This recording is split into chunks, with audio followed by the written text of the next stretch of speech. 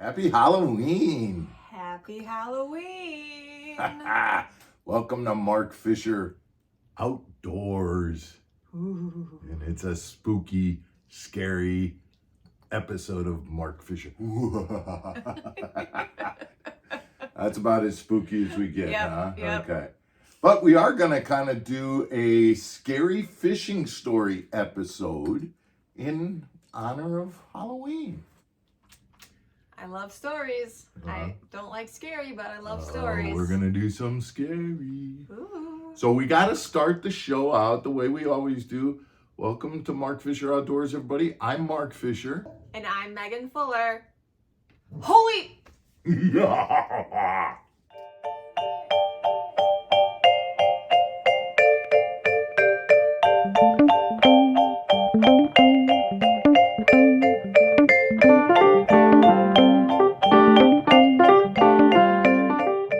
But before we get into the stories, I want to remind everyone to please subscribe to our channel, like the videos, and put your comments.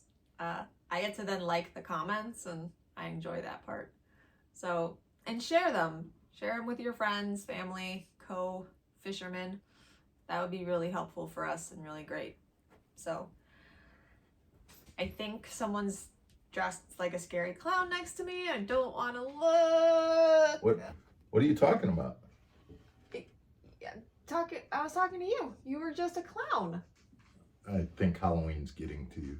So yeah, I got all the sugar. yeah, all the candy is making your imagination go kind of crazy. So, yeah, so three stories. The first one, and they fall into different categories, guys. So the first one I'm going to tell you about has to do with a nature story. Okay. And this is back a long time ago. I was probably in my 20s, didn't know a whole lot about what was going on. I was fishing up in Wisconsin. I was fishing by myself, and it was a kind of a cruddy day in the summer. It wasn't raining, but really cloudy, and storms were kind of predicted to be rolling in. Well, one of the things that happened, Megan, was I heard a bee buzzing around my head. And every time that I would hear the bee, I had my rod in my hand, and I'd put my rod down and I'd look for the bee, and I couldn't find it. And I'd go back to fishing, and that bee would come back, and I'd be like, where did that bee go? And as soon as I'd turn around, the bee would be gone again. And pick my rod up, this is how dumb I was. It took me a while before I realized the only time the bee was around and the buzzing was around was when my rod was up in the air. As soon as I'd put my rod down to look around for the bee, the buzzing would go. And all of a sudden I realized it wasn't a bee that was buzzing. There was so much electricity in the air because of the storms that my line was buzzing with the electricity against my rod. And when I lifted it up and looked and realized that the electricity was buzzing on my rod, and at any moment I was being a lightning rod out in the middle of the lake, I threw my rod down, jumped down in the bottom of the boat, and that was a scary situation for a young man who didn't really know too much and didn't have a whole lot of common sense back then. So that was scary story number one. Okay. Mark, that was an electrifying story. What's your second one? Gee, will you stop? What are you talking about? No, come on. Come on. Second story. So the second story, this has to do with nature again, but this was also more of a tournament organization being kind of making in my opinion, the wrong choice. A couple of years ago, we were fishing on Lake Seminole. And Lake Seminole, where we take off on Lake Seminole, is way up on the river. So the launch ramp is up on the river. You drive down the river to get to the main lake where you do all the fishing. And so, you know how it is during practice. Especially if we rented a house down on the main lake. So I was never up at the launch ramp. I had never been there before in my life. put in at the main lake, fished around during practice for 3 days. First day of the tournament comes, I drive up to the launch ramp, and I'm going to run my boat down the river to get to the main lake. Had never run the river before, ever. Okay. Well, sure enough, first day of the tournament comes, and it is foggy. I mean, super thick foggy. I don't know how they decided to take us off, but we get the word that we're taking off. So we're expected to run down the river in the fog, 150 boats running supposedly 70 mile an hour down the river. Oh. I don't have any tracks on my GPS at all.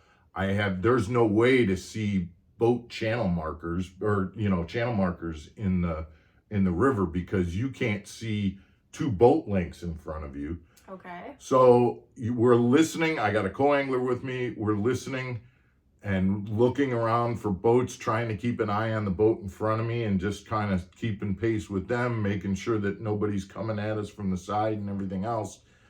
It was a scary run, only to be compounded when we finally came across a group of boats floating in the water and realized that the reason that they were floating in the water and had stopped the run is because somebody was in the exact same position we were and ran their boat up on ground.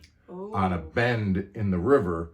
And so one boat was up on the shore and a bunch of boats floating around trying to help him get back, and make sure everything was okay.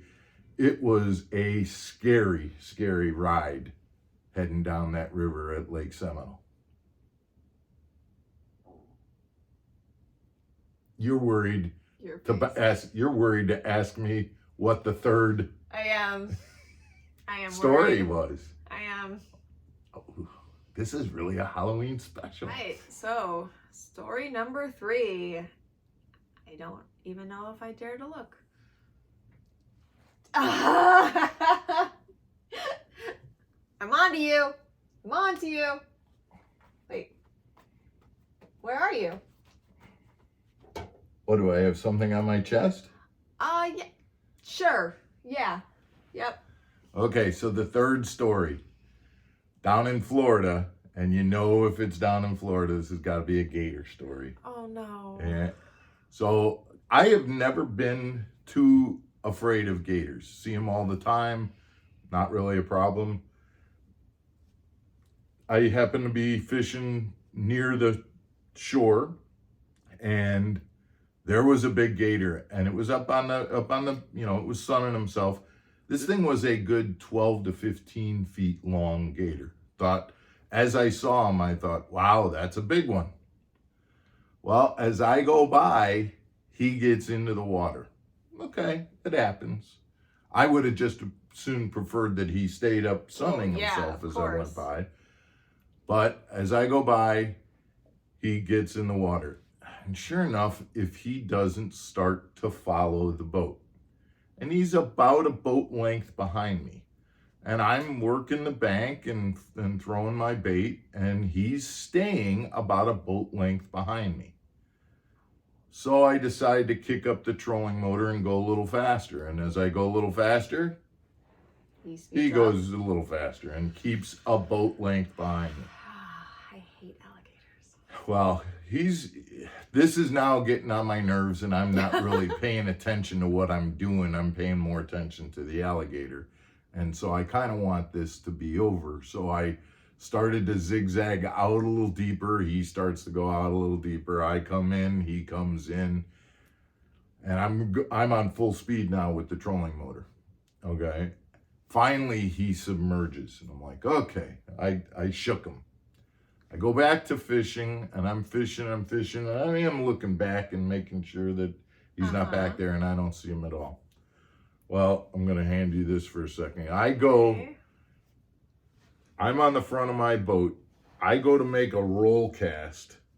So I lean over, make a roll cast, and as I lean over to make that roll cast, this 12 to 15 foot alligator is at my rod tip, meaning it's 7 feet away from me, mouth open out of the water as my bait skims by its nose, snaps and rolls back into the water with a giant splash, tail hitting the water and stuff like that. That thing was 7 feet away from me, and it was twice as long as 7 feet when it went in. And I about lost it right there. And if you know what I mean by lost it, I Right. about soiled myself. It was the scariest thing, and I still don't really have a problem with gators, but that experience scared the bejesus out of me. Oh. Hate gators. So guys, These are great stories. Great story, and guys, you know, we all have stories. Share with us some of your scary stories in the boat. We hope you have a fantastic Halloween, and don't eat too much candy.